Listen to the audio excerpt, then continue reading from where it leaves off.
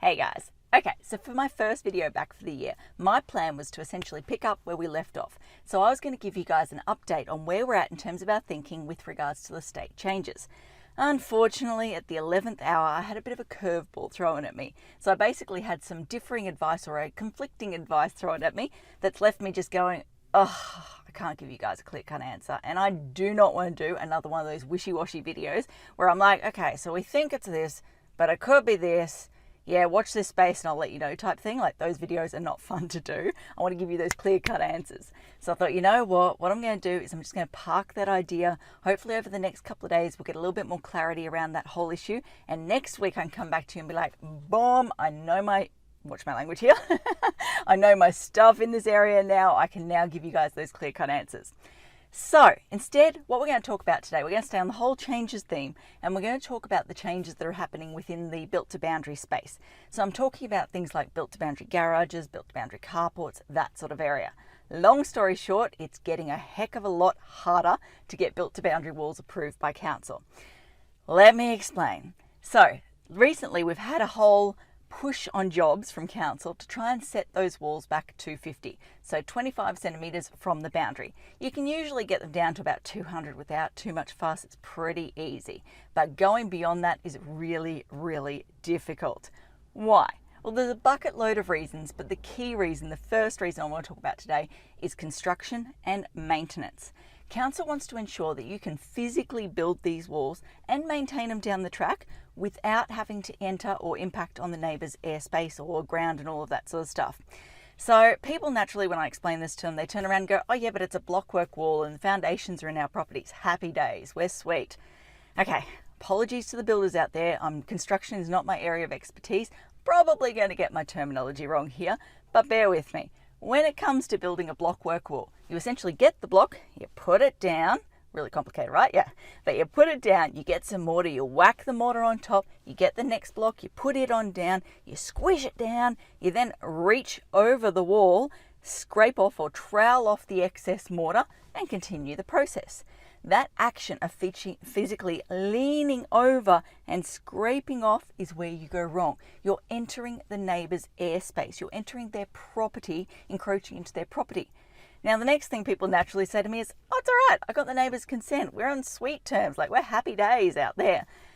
Problem is, you can't guarantee you're going to be on happy days or going to be sweet terms. Interesting terms I'm coming up with today. But yeah, you can't guarantee you're going to have that good positive relationship forever. World War III could literally start next week.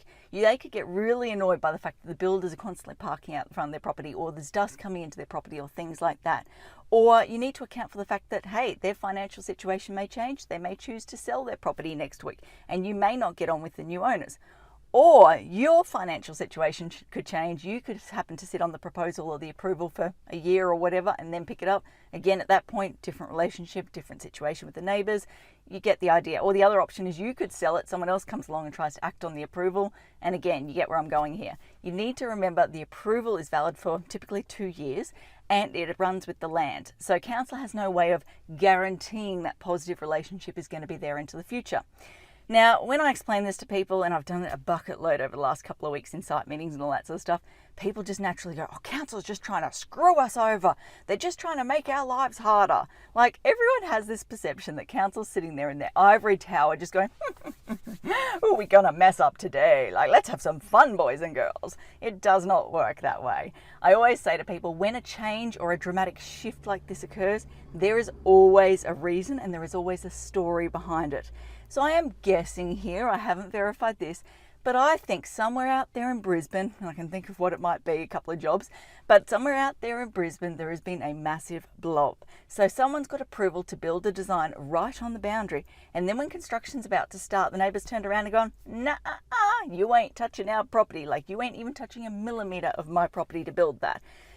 The owner, the applicant, has then turned around to council, got their cranky pants on and gone, hold on a sec, but you're the one that basically approved this. You shouldn't have approved this if we physically could not build it. And then council's gone, well, you need to do a modification application to bring it back in off the boundary, etc., etc. And people are like, well, I don't want to pay for that. It's wasting my time. It's costing me money. And it just ends up being a massive, massive headache. So councils, or maybe there's a situation where it's been built on the boundary and 10 years down the track or something, someone's gone to paint it or whatever, and then this is blown out of proportion, all that sort of stuff. So yeah, basically somewhere out there has been a massive blow up. Council naturally has gone, we do not want to put ourselves through this in the future.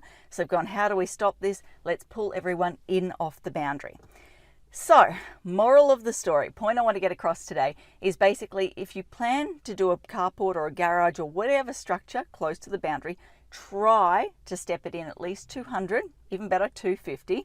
Not only does it help you avoid the headaches of the town planning side of things, but it allows you to account for builder tolerances. Let's be honest, and I've got this situation at the moment on a job, if you ask a builder to build right up to something, there is a reasonable chance they could go a millimetre over. Like human error, you're talking really, really fine-grained stuff. So I've got a situation at the moment where the builder has built the pool just inside the easement, and it is causing a world of headaches. So yeah, try to step it off so you give that builder some breathing room. But if you can't step it off, then you first and foremost need to be able to demonstrate how you're going to physically build this structure in super, super simple terms, and how you're going to maintain it down the track without relying on entering the neighbour's property or their airspace and all of that sort of stuff.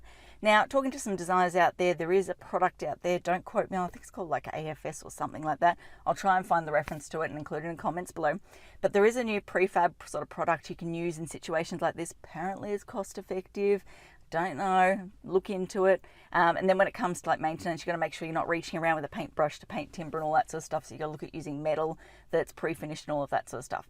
So yeah, moral of the story, it's not going to be that easy this year to get the applications for built to boundary walls through.